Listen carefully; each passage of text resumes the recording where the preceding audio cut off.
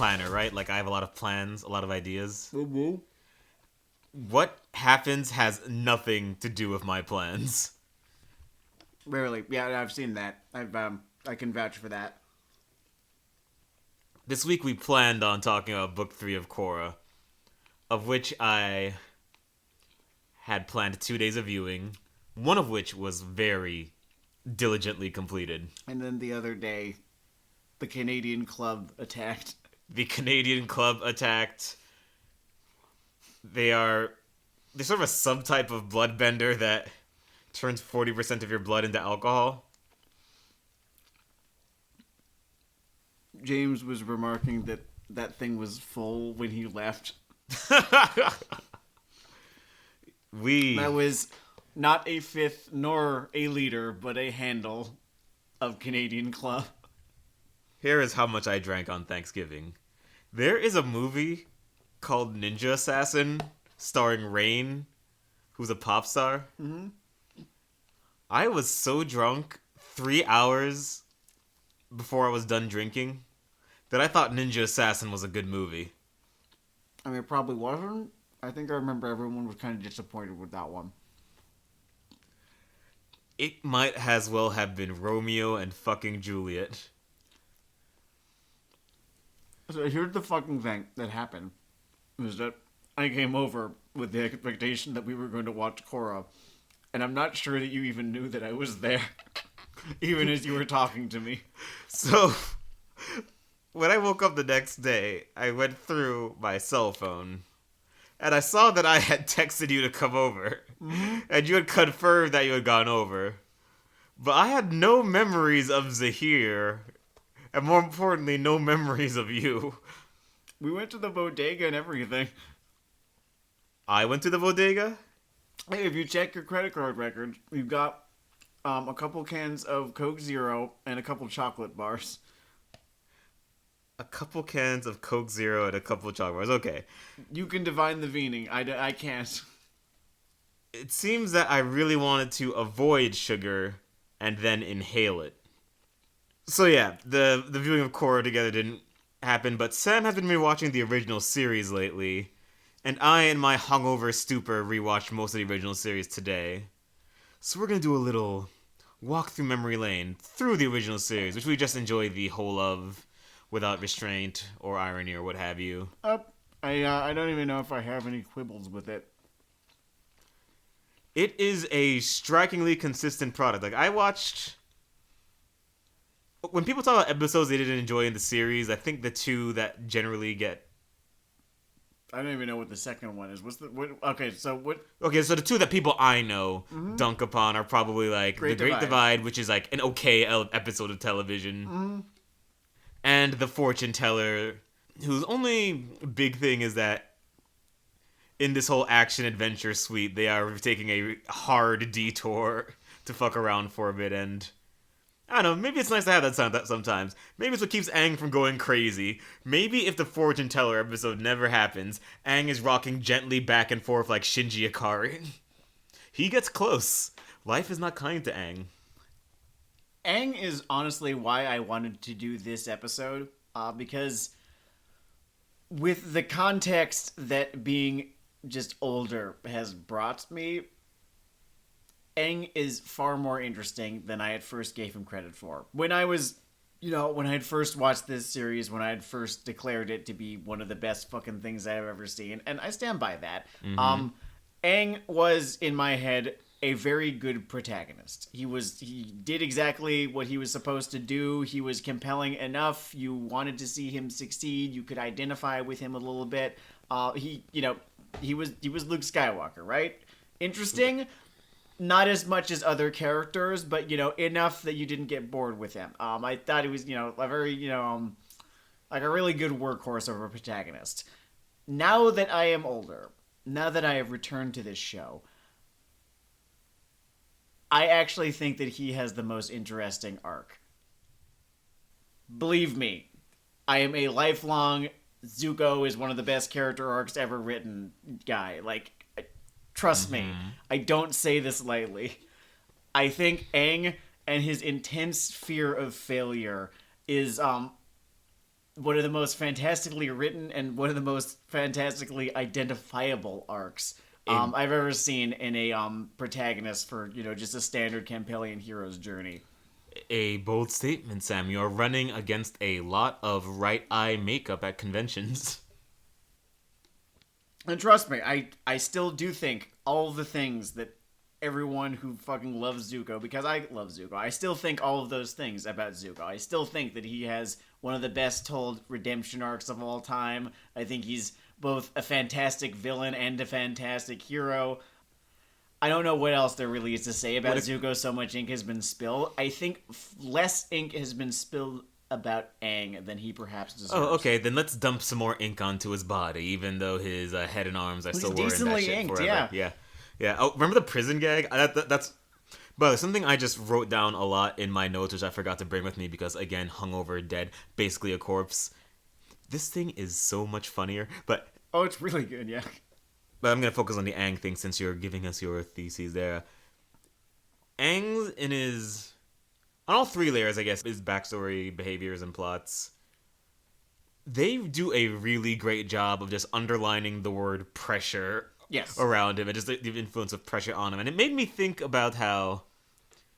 It's interesting because a lot of action-adventure protagonists are in situations that are not much more or less stressful than Aang. But Aang is really just an exploration of just what the idea of the heroic sword of Damocles actually used that reference correctly. Whoa, that's fucking crazy. You did, yeah. The heroic sword of Damocles just hovering over your head constantly from preteen age going forward might do to someone psychologically. Yeah. And in a very particular way. Like, there are probably a lot of ways that could kick someone. They might turn into some, I don't know, Shirogane-esque machine. He is more of the rich man's son that smokes weed all the time and tries not to think about it. More inclined to do something, anything, literally anything other than, confront what he is afraid of. It's great because I think the last time I watched this show all the way through was several years ago. I've been, out on my own for half a decade now. And it was... I think maybe just after I, moved out, right? When I last watched this thing. So this is your first viewing as a free man. And this is my first viewing as an older man. I think I would still call myself like very, very young the last time I watched this. And now I think that I'm a little bit older. Now that I've lived a little bit more of my life. Not that much more. I'm still... Somewhere we have a listener in his 50s. I'm still under 30. And I know, if you were older than me, then you think that I'm full of shit and I'm a jackass. And you're probably right. But with, those couple of years, I have learned one or two things. Not many, but one or two things. And one of them is an intense fucking fear of falling through the cracks, of failing, of confronting the world, and the world is too much for me. Right? And it has driven almost every fucking action that I have taken. What's it like to be afraid of failure, Sam? Well, there's a protagonist that I could, of a really good show that I could point you towards, who does a very good job of... I'm actually kind of surprised that this isn't maybe more well-trod, at least this aspect of it, because... I guess when I think of the journey of someone like Luke, or, I don't know, whatever the dingus who finds the sword of truth, or what have you, I mean, there's definitely a lot about reacting to trauma, reacting to danger. And, that does inform his character, too, because he already fucked up once, right? That's there, right? That's there in his head. That's there, kind of haunting him a little bit. Just this sort of impossible to reconcile scenario where... I was faced with this problem, I turned away from it, and because of that, all of the bad things happened. And then at the same time, but also, if I hadn't, I'd probably just have died anyway, so what does it matter? But also, but you can't know that for sure. Maybe there was something I could have done, but also, right? Yeah. He has all of those questions recursing on his head, constantly in the background. Tapping his feet, stares at someone, says, "Hey, do you want to race penguins?" And they're like, "What?" And so, that's dogging him from behind. And, this vague image of the Fire Lord is dogging him from ahead. And I fucking love, by the way, that they spent so long, just not showing you his face, right? Yeah, because that's season... perfect. It's a perfect little metaphor for just this vague, nebulous evil lurking in the future, right? That's going to have to be confronted at some point. And, you don't even hear his voice until halfway through the first season. Speaking of the Fire Lord, totally small aside, but just from a retrospective kind of thing. I basically had it explained to me as a teenager that Zuko's mom probably off to the granddad and all that. I never fucking made that connection. I never made that connection myself, and I rewatched it, and it's all but her kneeling down before the kid saying, "Baba has to go now," and so does Mama, for related yet distinct reasons. Fuck, by the way, I can't believe it's I never funny caught that the Omen came up in our last episode, because young Azula in that same episode is almost like a preteen version of that fucking She's kid. fucking Satan. Fucking Satan. Like, you can talk about how well humanized everyone else is, but she is just this. No, she's a fucking psychopath. She's a very well written psychopath. There's a good spread of characters written with varying levels of empathy. Like, Zuko, right, is a good person who is kind of low empathy. He kind of has trouble fucking relating to people, right? And it's kind of always getting him in trouble, and he's angry kind of because of it. He's sort of getting telegrams. He's getting telegrams that are misspelled, right, from people. And, I think it contributes just a little bit to why he's just such an irritable dude. I mean, there's everything else, certainly, but also he just has a fucking hard time talking to people. Yeah. Right? Then there's Aang and Katara, like, who are both like the most intensely empathetic characters, almost debilitatingly so, because it can hurt sometimes, just being that fucking in tune with every single human being that you come by. I mean, I think it gets Ender's them into Game half is just of their about trouble. that. They just, Orson Scott Card wrote an entire fucking book series about that. I will always be fascinated by the fact that Orson Scott Card's soul is smarter than his brain. Yes, no, he's the most horrible fucking human being who has written such a fantastic book series and has come up with such fantastic ideas, and also thinks that gays can be cured. He is basically that... Okay, this is an old 4chan joke. So D&D has these things called werebears, which is like a werewolf, but the like half animal form that you turn into at night is lawful good. And there used to be an old 4chan joke of like an evil wizard who would just wake up surrounded by like slain demons and say like, no, it happened again. I'm getting away from the point here, but yes, Orson Scott Card has that weirdness about him. By the way, a lot of my favorite episodes in this fucking show are written by Aaron Ehas, who went on to do the whole Dragon Prince thing. I swear to God, you'll like it if you give it a chance. Yeah, so, I don't know, sideways plug there. I don't know when the next season is coming out, but it is definitely coming out. It's coming out in action-adventure animation time, in which you will go through different stages of your life between seasons of a fucking show. Oh God, fucking tell me about it. I've at this point almost kind of grown up with Young Justice. God, I think Young Justice's perspective on the world has evolved with mine. It's a show that has gotten older. It's a strange place to be. be. It literally is a show that has gotten older.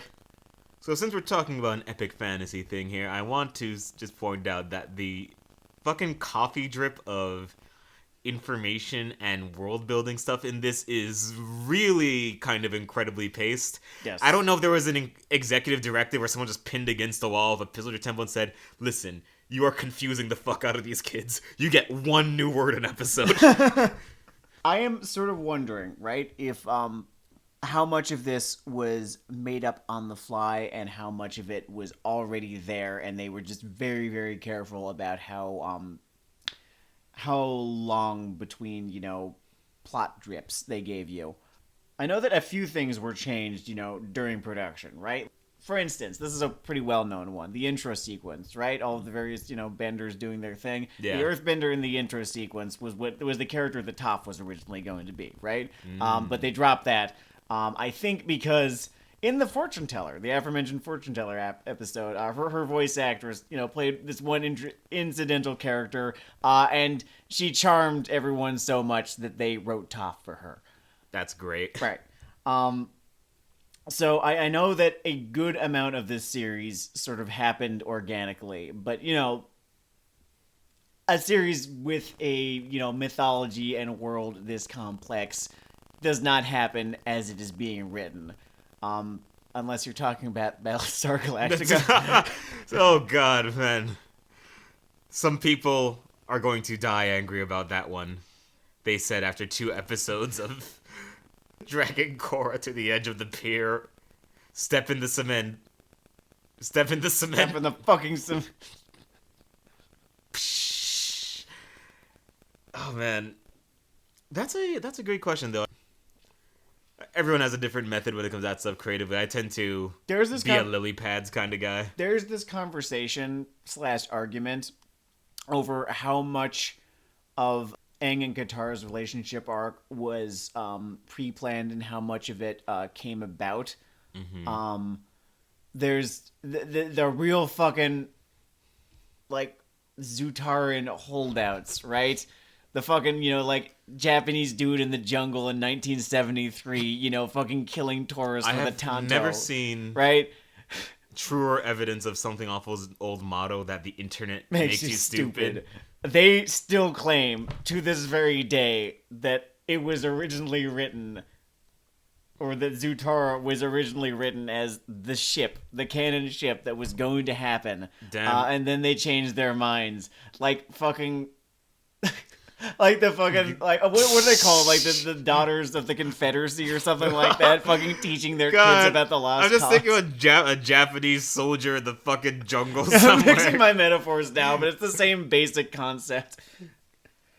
He hasn't heard the Emperor surrendered yet. He won't acknowledge it. The thing that they all point to, right, is the fucking Empire Strikes Back ass finale that season 2 had, which... By the way, is a couple of my favorite episodes of television. Yeah, those two. Just fucking ever.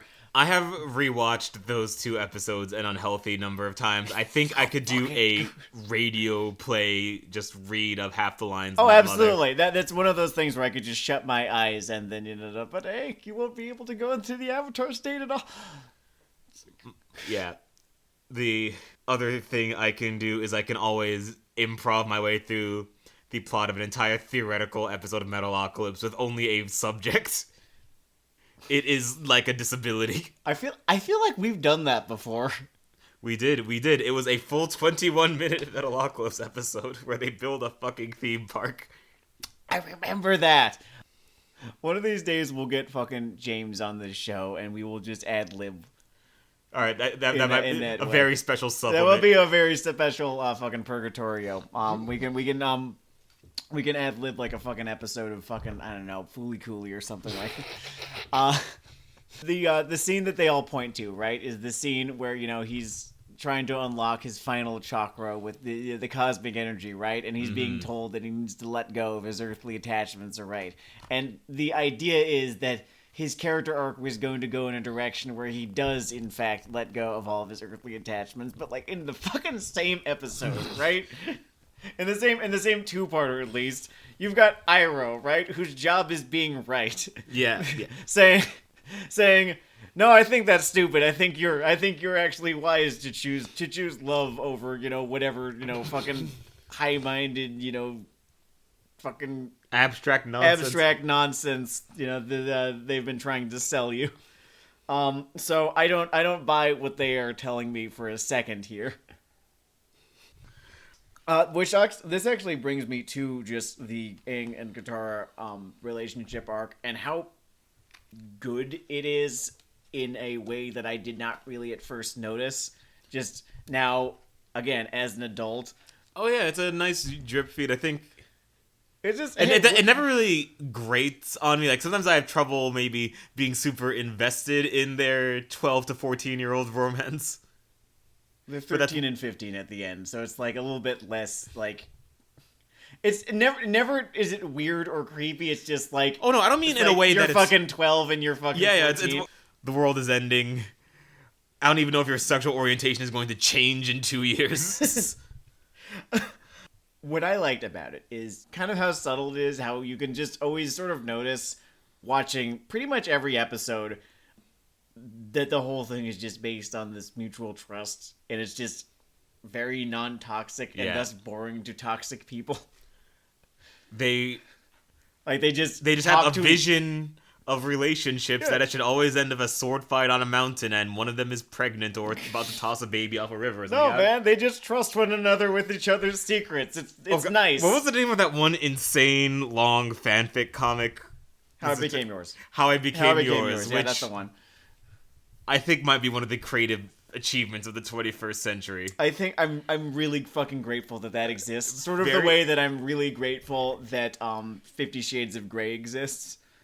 Like, if they're just getting a strong reaction from a reader, that thing is good fucking pretty incredible. Fandoms are fucking wild, man. I am generally anti-fandom in general, but every now and again you'll get some fucking train wreck like that makes me sort of grateful that they exist. I think Avatar came in at a funny point timing-wise as far as the shippers go. In that it was when these communities were starting to get really intense, but not so much widely derided yet. No, it's because they were these closed circles, right? No one really had, a view in on them yet, because no one was really paying that much attention quite yet, because the real world consequences were, if they did exist, then they were not so under a spotlight. The way that, fucking the dude at the fucking McDonald's screaming Pickle Rick is these days. Why don't we believe in anything the way that man believes in Rick and Morty? I don't want to be that man. So I don't want to believe in anything that strongly. I don't know. Don't you want to believe in, like, democracy or freedom or love the way he believes in Rick and Morty? I just think it's a mistake to be fanatical about anything. That's a good lesson. That's a good perspective. I don't even know how one could be fanatical about democracy, but I like it. I think it's a good thing. I think it should stay. I think it should stay. I was a bit worried about it. I was getting kind of touch and go. I mean, despite myself, every part of me is just being like, no, you need to enjoy this. This is what you've been waiting for 4 years. This is the icing on the fucking cake. Enjoy the resolution. Don't worry. It's not going to go the way that, that part of your brain is telling you it's going to go. You just need to not fucking fuck this up for yourself. Oh, because we're talking about it the last few episodes, I want to go to Sokka and look at the Super Soldier Serum for a second. Sokka, yes. Oh my, yeah, no, because that's been a really important fucking part of the points against Korra. Yeah, so it's interesting. There are a few different things. I'm not sure which one you could ultimately blame it on. Maybe it's just a collection of the things altogether. I mean, first there's just a really boring thing where they're just sort of out and out tend to be better jokes. Yeah. But that doesn't necessarily explain the characterization. Like, Bolin could theoretically have the same character of better jokes and still irritate me by acting the way he does. I have a couple of theories. Bang, bang. So theory one is that Bolin's jokes were written. I don't know this. Mm-hmm. And Sokka's jokes were improvised. I do know this. I know that a whole lot of Sokka's characterization came from Jack Tessina just deciding that Sokka was a goofier character than originally written. Like, you watch the first couple episodes of Avatar, right? Mm-hmm. He's fairly serious, and then occasionally silly things happen to him. And then throughout the first season, right, he sort of comes into his own a little bit more as this, very pragmatic guy who is insecure, and also bad shit is always happening to him. I feel like the series Bible, there's a line in it, and the line is just 2 words, just fuck Sokka. Sokka, at some point, after stepping on a black cat, peed on a burning bush. And now the spirits will not forgive, and they will not forget. Although the fuck Sokka thing does sort of die down a little bit in the 3rd season, I've been noticing. I think everyone gets to share the pain a little bit in the 3rd season. And by everyone, I mean Zuko. His pain levels throughout the series are consistent, but half of his pain becomes funnier in the 3rd. Anyway, the wacky shit is a little more narratively integrated At least in the first and second when I was rewatching it. I think so. It doesn't draw as much attention to itself, maybe. Honestly, the dial of the kind of comedy that Sokka goes for, whatever dial it is, that's at an 11 with fucking Varric and Bolin is at like an 8. Yeah, I would agree. Like, they are not pumping the gas as hard as one might remember in terms of... No, it's because a lot of the sort of wacky bullshit with Sokka, I think you find that it's happening not in the background, but a little bit off to the side, whereas fucking Bolin and Varric and whoever will just fucking charge their way to center stage. Yeah. And, you know, deliver their fucking Joss Whedon reject dialogue. Which... it hurts my spine. Like, the thing is that just is the sort of school of, you know, TV comedy dialogue that, you know, Bright likes. And it's present, right? It's present with Sokka, right? You know, he's like, I am a fan. It's of, present. You know, Tabasco sauce can be good. Tabasco sauce can be very good, yeah. You just gotta keep it out of your nostrils also, and like, out of cake. Also, I would like this to also taste like taco meat as well, and not just Tabasco. It helps a bit that he is also generally a smart person saying or choosing Bolin smart is things. And I was about to say a really uncool word right now. Bolin is a fucking dumbass. Yeah. I Start remember... to fucking finish in that series, and there's nothing compelling about his fucking idiocy. The way that Sokka, you know, though hard-headed, right, is smart, is pragmatic, does always tend to have somewhat of a point throughout, you know. Generally, if there is some unavoidable conflict that they have to charge into, he will have a comment. I had a specific line down, but it's lost to whiskey. Which episode was it? It doesn't matter. I'm technically brain damaged right now. Don't worry. Because if you gave me the episode, I could probably summon the lineup for you. God, they had to go into some Fire Nation town. Okay. No, nothing. That sounds like the first half of season 3. Could we narrow it down just a little bit more? Was it the one where they were scamming people? No, look, I am the aftermath of Dennard right Was now. it the Footloose one? Oh man, the Footloose one. Some people on the internet hate that thing. It's fine. It's fine. It's a good episode. It's like there's nothing wrong with that episode. Yeah, come on. We're trying to deprogram some teens here. We're having fun. This is good. There's a lot of really great little bits of animation in that episode in particular that you can always get the sense that someone was really enjoying working on a show.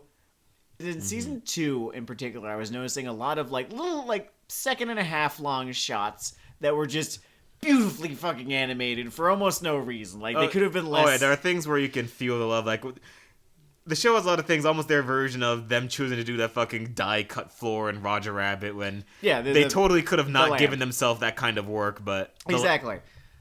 Like like with the floor and the lamp, right? No. So I think in Tales of Ba Sing Se is the one where I fucking noticed it. It is during the Tale of Zuko, right? When the I'm not gonna call her by the fucking nickname. Jin. Her name is Jin. Okay, her name fine. is Jin, and she. Hey everyone, Weeaboo Hell's not getting canceled this week. Her name is Jin, and she has.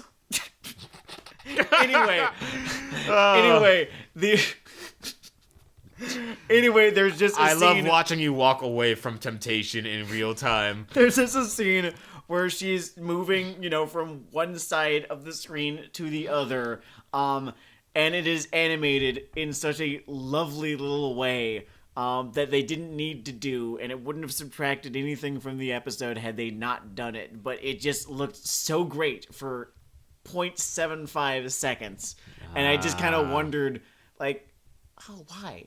I don't know, because they're just fucking playing for the love of the game there for a second. And I've been enjoying this rewatch so much, right? Because I didn't really know to look for those things, the last time I watched this thing.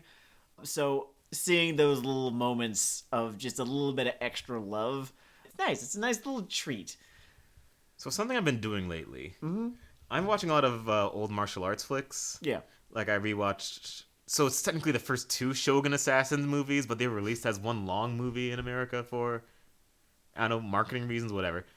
And after watching, great movie, by the way. It's based off those Lone Wolf and Cub comics and all that. Oh, fuck yeah. Yeah. The point is, I've been watching a bunch of shit like that, and then I came back to the first Avatar series.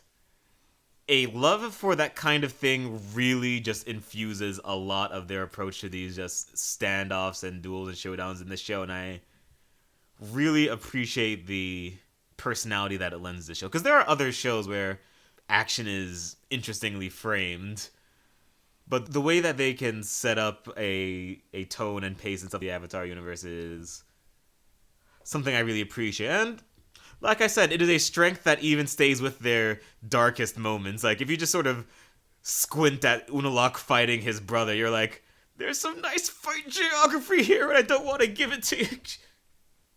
On that note, one thing that I've been paying extra special attention to this time, right, is what are the fights that Aang loses? Why does he lose them? And why do I still believe in him as a character who is capable of succeeding even after he does lose these fights? And I have no one answer to any of this, right? But I do have thoughts, which, you know, I think is as much as anyone can have.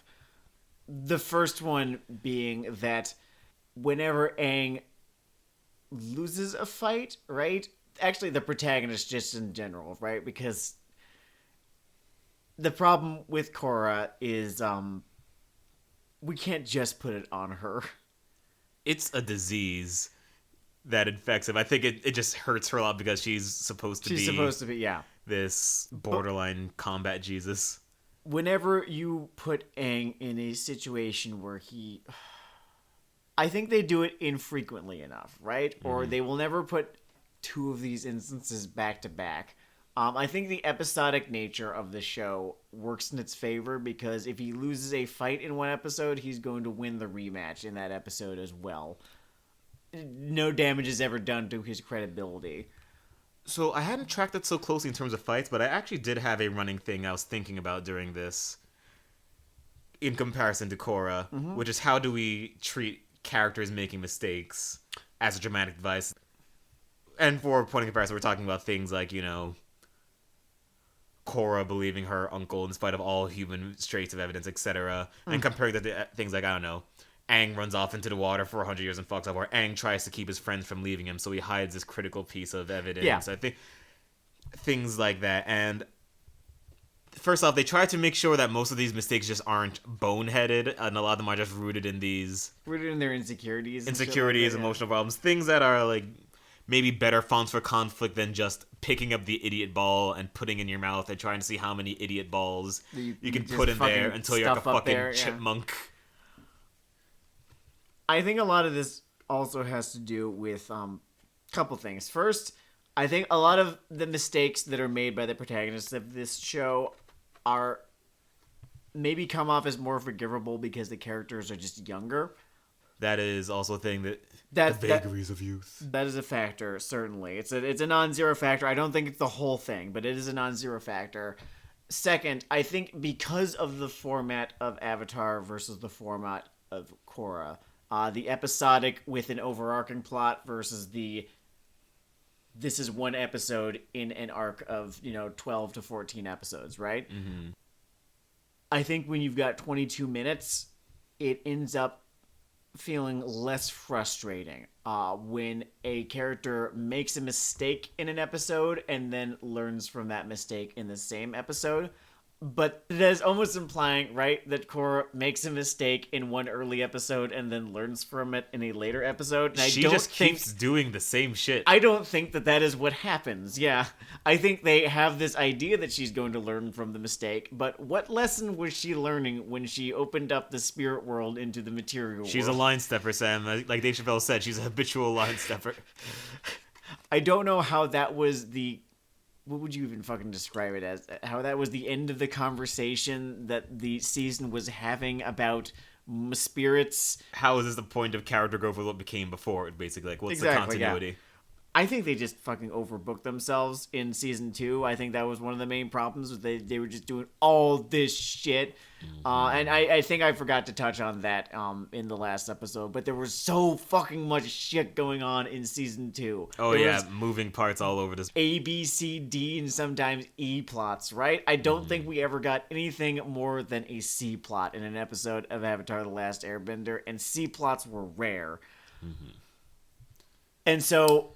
I know saying that it was necessarily a mistake to complicate Korra a little bit. I don't think that that's necessarily a problem in and of itself, but I think when they did complicate it, that is when they started running into problems that they had really big troubles fixing and often did not.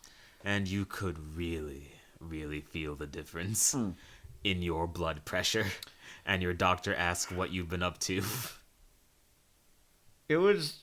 this really fucking hard day when I had to contend with the fact that I actually just hated a season of an Avatar show.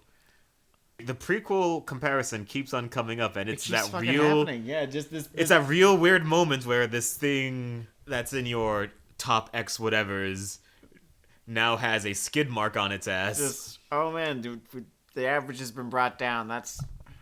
And you'll have to contend with that truth. You got a cool Jango Fett doll out of it. I did get a cool Jango Fett doll. Was it worth it? Was it worth that one level of Star Wars Bounty Hunter where you die over and over and over and over? Oh, the one where you go to the Death Stick factory, right? And you keep falling out into the fucking, like, flaming pit. Yeah. Yeah, I remember that fucking level. Why did they sell that game to kids? No one beat that game. No one fucking beat that game. And if you say you did, you're a fucking liar. If you go around saying you beat Star Wars Bounty Hunter, Captain America is disappointed in you. You're doing a disservice to yourself and your country by saying these things, by spreading these terrible lies. Yeah. Oh, man. In The Last Airbender, so many of the best episodes are full of this spirit world stuff. Yeah. That I can see how they really wanted that to be a subject later on.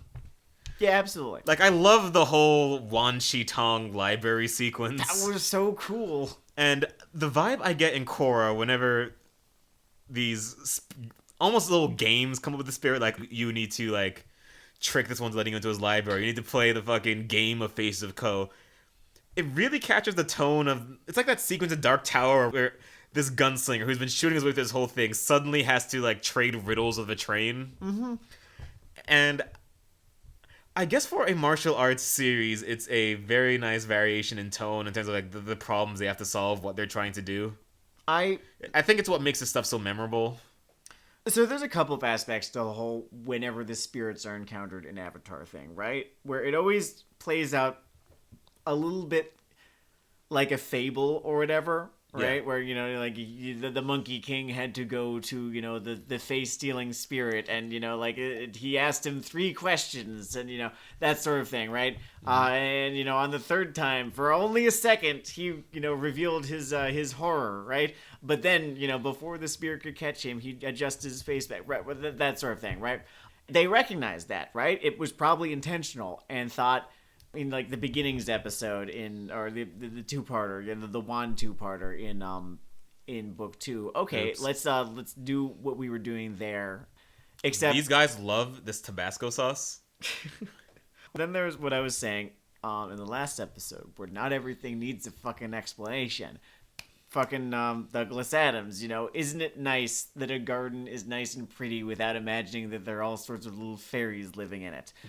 And I think that is the thing that Avatar does, and maybe they just didn't have enough time to fuck it up or whatever, where here's the world, here is it being built, and you can imagine a whole bunch of things about it, because there are 1 or 2 things that are just sort of, okay, here's the thing, here's an aspect of this world.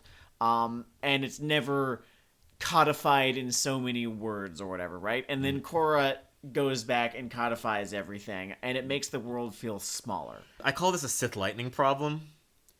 Because if you're into Star Wars, into Star Wars, as the games and books and movies go on, every little force thing becomes a move with points and a method, and and a teaching aspect and a backstory, and like Sith lightning is a thing you put points in Knights of the Old Republic. Yes. The reason I specifically talk about that is that, like, when you go back to that first, like, trilogy, there isn't, like, a dark side move of lightning or something. He's just this elemental force. What could a crazy old wizard do? Oh my god, he can just fucking shoot lightning now. Just fucking George Lucas like Metropolis. That was why he could shoot lightning. Yeah. And the dialogue and how a lot of things are treated in Korra that come from Avatar is a lot like just a Sith lightning thing. That's a good metaphor, yeah. Here's the thing that people liked. Okay, let's give them more of it in the form of pages of textbook. And yep.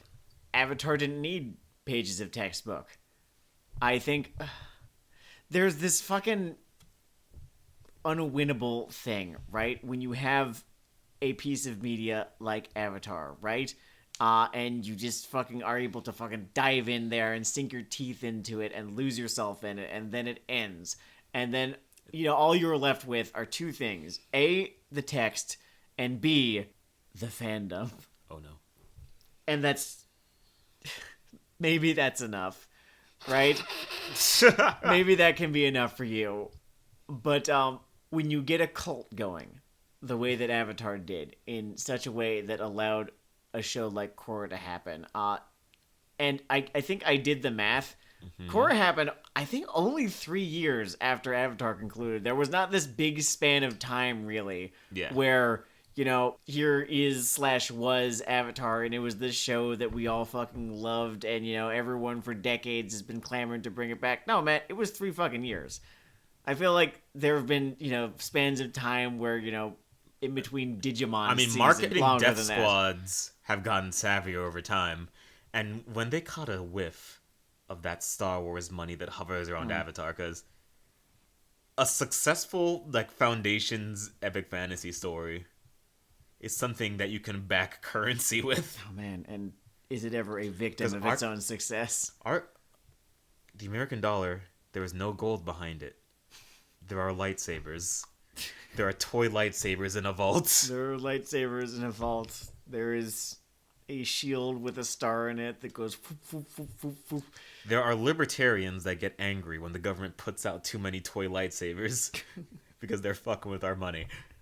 And that is how profitable those things can be. So yeah, you have a great point there.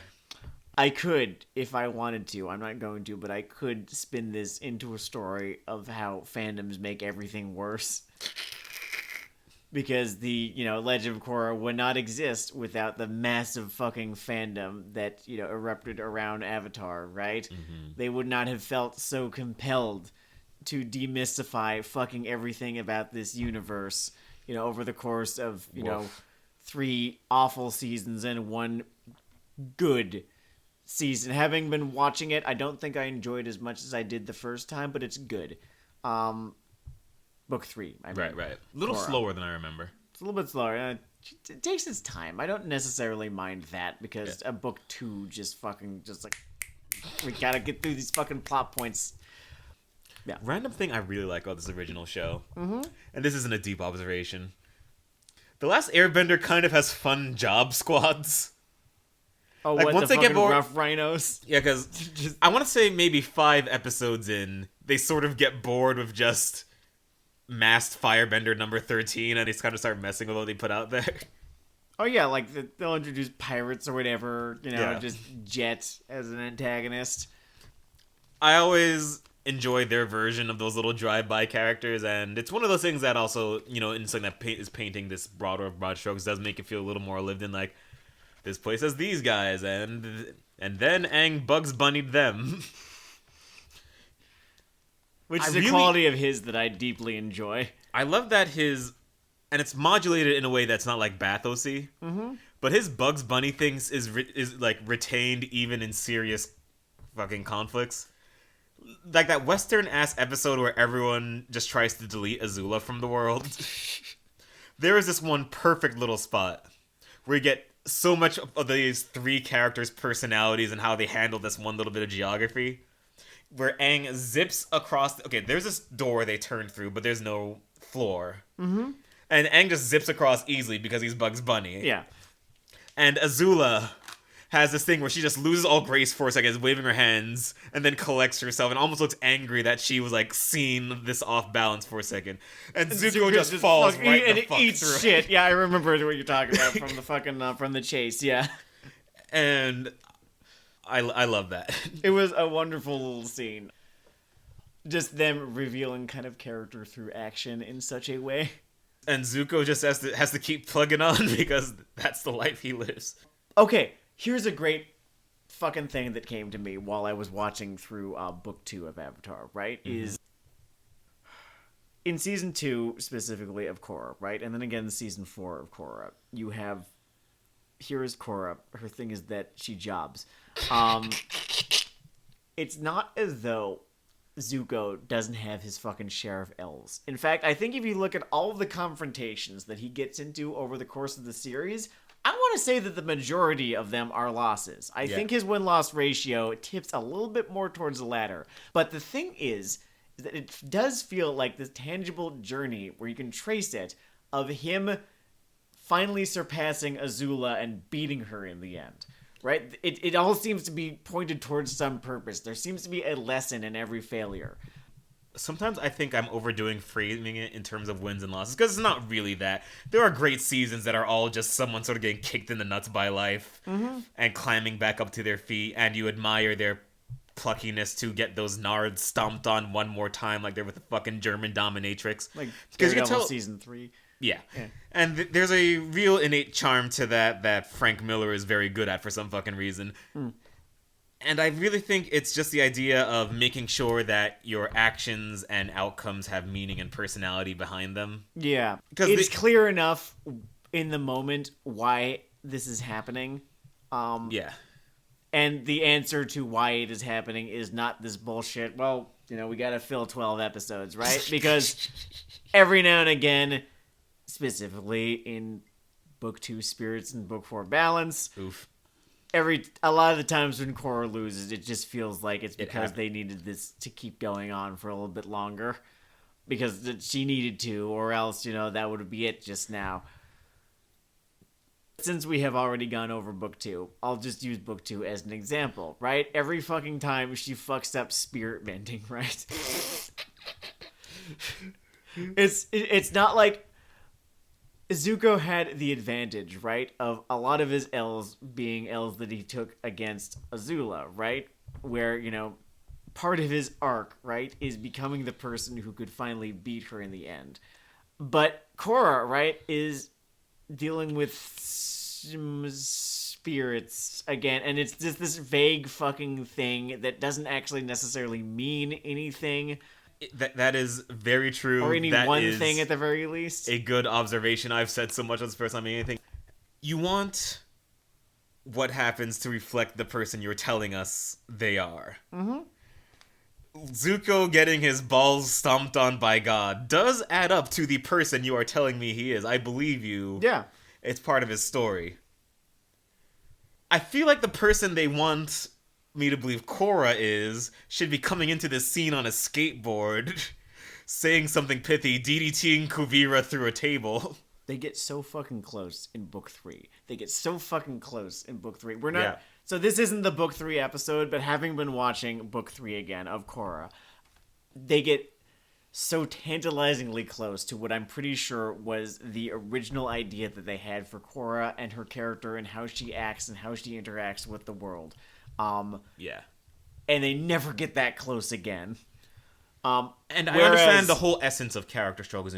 It's sometimes hard to live up to your idea of yourself. That's fine. But try to make sure that these characters sometimes live up to your vision of what they are at all. Even a little. Sometimes, please, for the love of God. I think when a character arc is meant to frustrate you, right?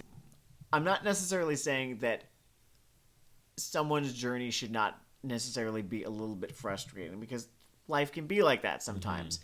But I think the reasons that it is frustrating, right? You need to have better ones than they had for Korra. And Zuko, right? when he fucking regresses at the end of book 2, right? Because as much as he's tried to move on from it, he still fucking has all this shit in his head dogging him. Yeah. You know, he still has these fucking demons, and He still has the ghost of his father and the literal ghost of his mother. And Azula fucking knows it and fucking plays him like a goddamn fiddle, and it's frustrating, and you fucking are tearing your hair out, because of how invested you are in this kid's growth and how much like he is frustrating you. You are Iroh in that moment, right? Mm-hmm. And then you have, you know, fucking Korra goes to Fight Club and gets her shit kicked in, and I don't know, man. Maybe I'm not being fair. I'm getting this feeling like I'm not being fair right now. Like I'm picking the wrong moment. I know this isn't a courtroom. I know, but I like to treat it like it is sometimes. You are sometimes on this aspect of criticism, perhaps my morality pet. I don't want to be doing anything in bad faith, and I don't want to be fucking YouTubey about shit, you know? Because that's kind of a fate worse than death to me. So I'm trying There's a corner of YouTube I like to call fake bread tube. It's like that fucking Lily Ocean territory. Lily Orchard? Orchard, whatever. I don't give a fuck. Where you just end up with a fucking 2-hour video called How Steven Universe Stabbed My Kids and Threw Them in a River. She was whining about the release schedule. Who the fuck do you think is going to control Fat Rebecca Sugar? Are you fucking joking? This show would have been better if everyone had driven into work on time and had a rich, hearty breakfast. No, Lily Orchard, yeah, that's it. Yeah, I'm trying to figure out what bit I can compare. Okay, so here's the bit. The bit is early on in book 2 of Korra when, you know, she has her giant fucking fight with Mako because they've both been fucking morons. And yes, their being moronic has been somewhat character driven or something, but it's like you're watching them, right? You're watching the writing almost make sense, except they shouldn't be this dumb. It doth hurt. Bit of a more of a shitposty point. Yeah. But a fun thing in the original series. Mm-hmm. I just love the stupid fusion animals. I don't know. I'm easily entertained on some front. What was your favorite one of those things? The Rabaroo. The Rabaroo. The Rabaroos. They're so good. That's nice. My favorite was just the running gag of the farm in Zuko Alone where everything is some variation of pig.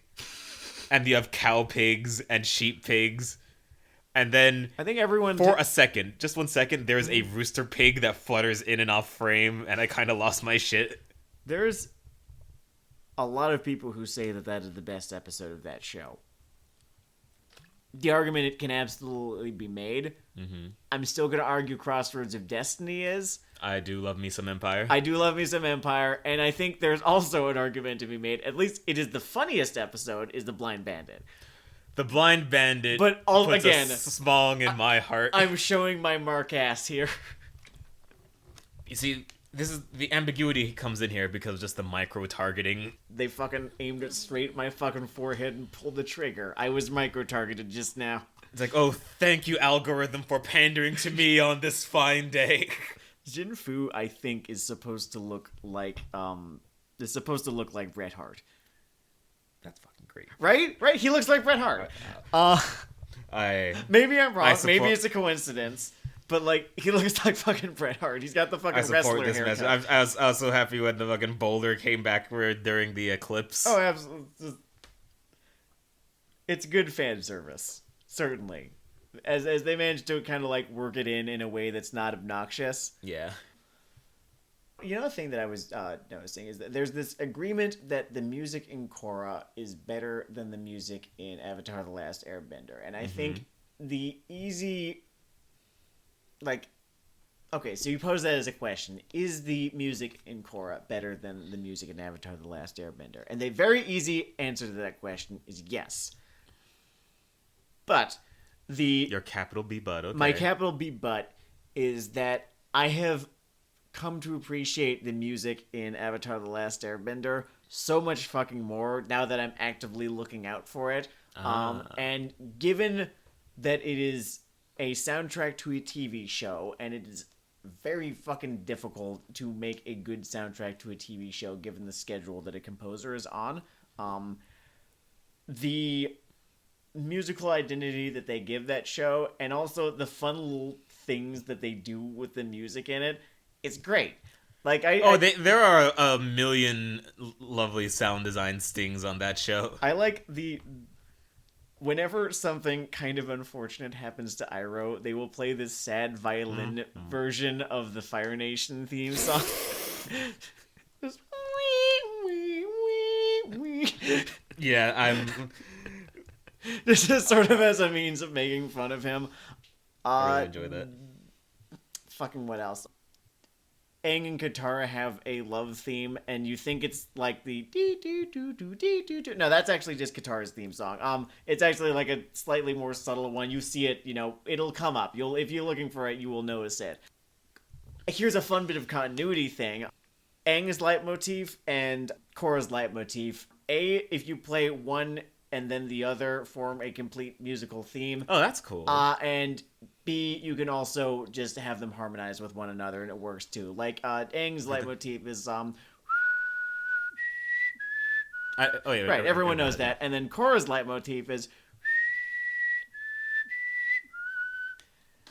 I really like that. Right? So you play those, like, right next to one another. I wish we had one more fight so I could hear it more. You could either play one in front of the other, or you could just play them both at the same time. I can't do that. I only have one set of lips. Oh yeah, we are not deeply musically talented on Weeaboo Hell. Yeah, I can sweep pick. Unfortunately, I cannot talk about this with the expertise or depth that others can. But the music on both of these shows are so fucking good, and the utility with which the original series was composed is deceptively impressive. Man, something that struck me, sort of more of a book 2 and 3 thing. Mm-hmm. With their just choice to humanize like a third of the Fire Nation faction, the show has some of just the best "Are we the baddies?" like drive-by jokes. Like I remember there was a scene during Zuko's flashback where it's just Iroh riding from the front. There's plenty to see, and it's not. This isn't the exact line. I'm just improvising here, but it's like. A lot of great things to see here in Ba Sing Se. Hopefully we don't burn it all to the ground first. Praise the Fire Nation. And I kind of just like that top spin on it. It feeds into the thing the show has where a lot of you are is where you're from, but you don't have to be that. Yes.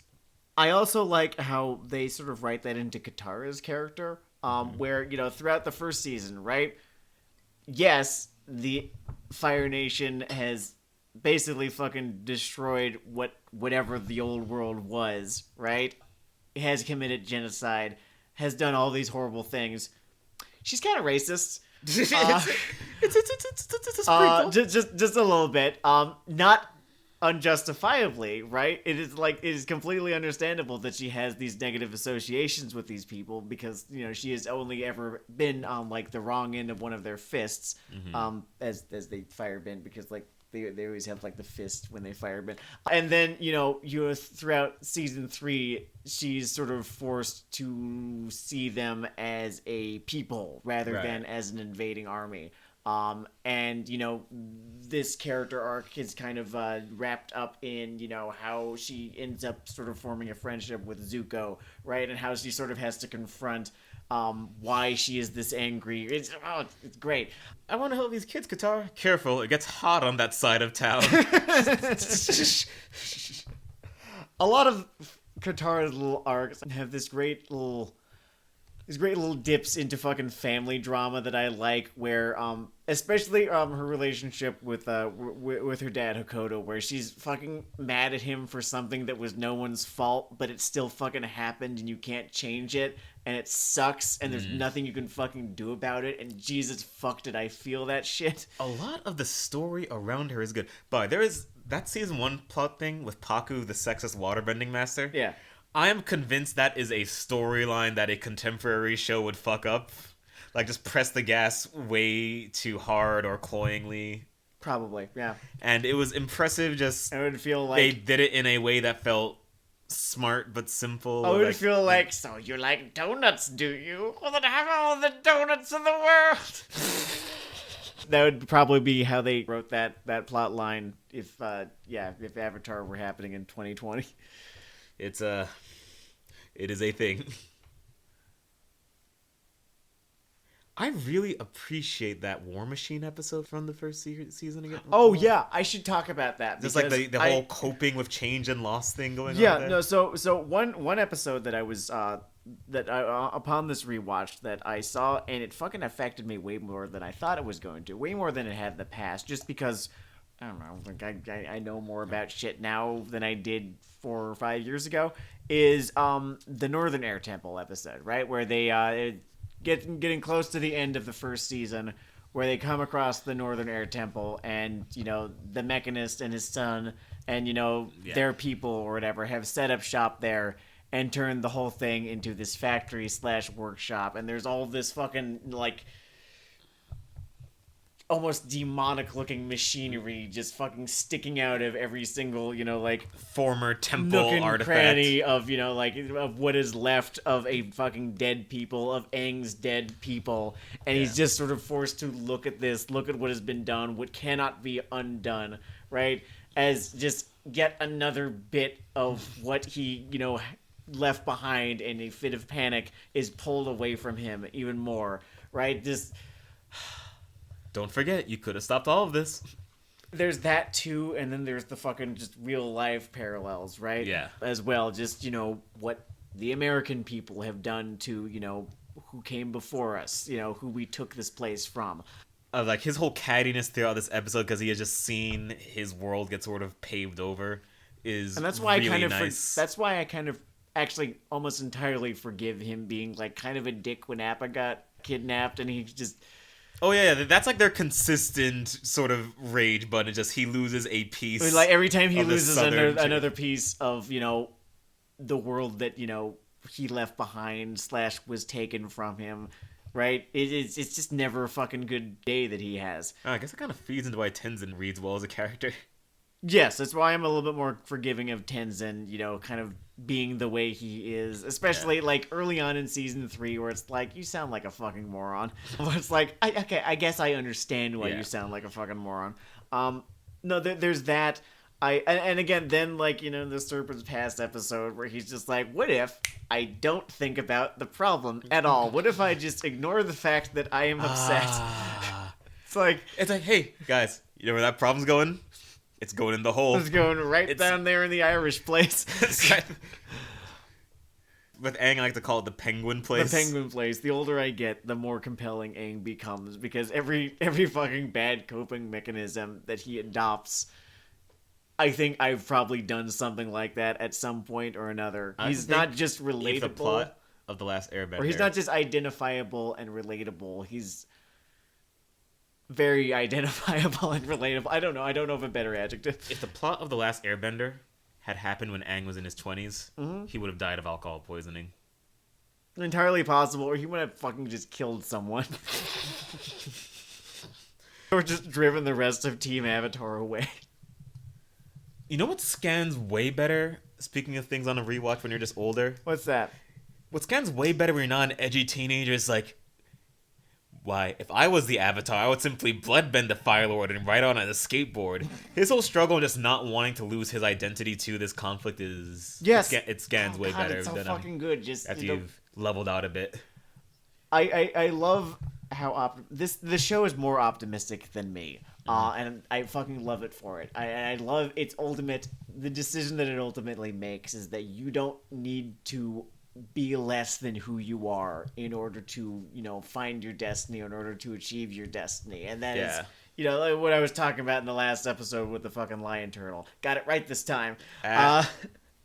It's also sprinkled throughout a little more than I think people give him credit for. Like it's a little wackier until you hit the dramatic turn, but the whole Avatar State episode is basically about that tile. Yeah, Zuko's entire fucking character arc is about that. Yeah. I appreciate a lot more their treatment of the reason the Avatar State is not really a free plot button is that he hates this thing he becomes that just wants to zero every problem they have. Because, every single fucking past life he has talked to is like, Now you should fucking murk the bastard. So like sometimes a nigga gotta die. Kiyoshi. You could argue that pretty much everyone's character arc in this show, everyone who has a character arc, like Iroh doesn't because he's already had his. It seems like Iroh like is Suki the aftermath has as of well. a person. Yeah, like Iroh is a man at the end of his journey. But everyone who does have a character arc in this, I think you could sort of relate it back to the, like, if you don't need to sacrifice who you are in order to achieve your destiny. In fact, you are denying yourself your destiny by doing so. Yeah. Definitely counts with Aang. Definitely counts with Zuko. Trying to figure out if it counts with Katara and Sokka and Toph. Toph is actually a pretty static character. Toph is... I don't know what the action equivalent of comic relief is. But she is basically there for posturing a funny line. Posturing a funny line and kicking ass. Yeah. She is the character equivalent of a motorcycle. It makes me upset that she grew up to become a cop. And I'm trying to keep my own beliefs and ideologies out of this. I mean, her whole thing is just... She's on a way more chaotic bent as a person. That's the thing. She's so aggressively chaotic neutral. She doesn't actually have a stated moral or ethical reason for opposing the Fire Lord. She's there because it's fun. She's there because it's fun, and... I don't know, she's not a firebender, so she'll presumably be burned and enslaved at some point. It'd be bad if that happened, and she's not a fucking sociopath who doesn't care about millions of lives, right? So she's, she's there. The Avatar has asked her to teach him airbending. Like, yeah, okay, this sounds fun. I guess there's a little thing in there about opening up, but it's not that deep, and there's not that much time about it. No, it's why she didn't get a field trip with Zuko. Fucking great. I think they were actually kind of lampshading that towards the end there, where she was trying to have an arc, but like Zuko didn't give a shit. I think the only other like heavily featured figure that just never gets on a development train is Ty Lee. She is one of the most just there characters. There's nothing wrong with Ty Lee. Even Mai gets like a thing. Well, actually, I do like that they are both just sitting next to Crazy Pants over here, like, yo, we gotta do something, man. Well, I like that, I think they both have a similar arc where they realize that they don't really have to be afraid of this bitch anymore. Like, they kind of realize, I don't actually like you very much. I mostly just am terrified of you. And now that I've seen who you really are, there's not really that much to be scared of. Before we go, I just want to talk about one more element of the show. Mm-hmm. And it's related to the characterization of Fire Nation characters. Yeah. Some people don't like Ozai because he doesn't have a second personality trait. And you have failed to understand what a great and slightly hilarious device this man is. No, Ozai is exactly what he needs to be. He doesn't need a motivate. That's not important. Ozai's motivation is the word "the world" underlined in red Sharpie 3 times. Everything you needed about this man is just in the Phoenix King declaration sequence. What a beautiful fucking moment in history that scene was. Well, I could have sung the Fire Nation anthem as our glorious Phoenix King. Well, I think if you need to understand why Ozai is such a great villain, then you need to go back to what I was talking about with Aang and his intense fear of failure, and how fucking Ozai is literally every single fucking fear of Aang is made manifest in a human being. Yeah. He is just as uncompromising. He is just as unwilling to be redeemed. He is just as violent. He is just as tyrannical. He is everything that a protagonist could fear about someone they are eventually going to have to face down. Someone who they will need to fight and they will need to win, and they are not going to go down easy because they are the Phoenix King and they will burn this fucking world down if you do not stop them. I love how everything about him is keyed up to 11. Remember when he just tore off his clothes and just abs all the way down? I was like, yes, this is the fucking greatest. So Ozai is a fucking great villain, and if you don't think so, then you're wrong. He is very much so a projection of Aang's anxieties, right? But this is a show about Aang. Exactamundo. Anyway, Avatar is a great program. Wonderful fucking show. if you are in the genre of pedant that is saying, is it technically an anime if it's outside of Japan? I will free Sam to send you an envelope full of what I can only assume is horse urine in a little baggie. It's an anime.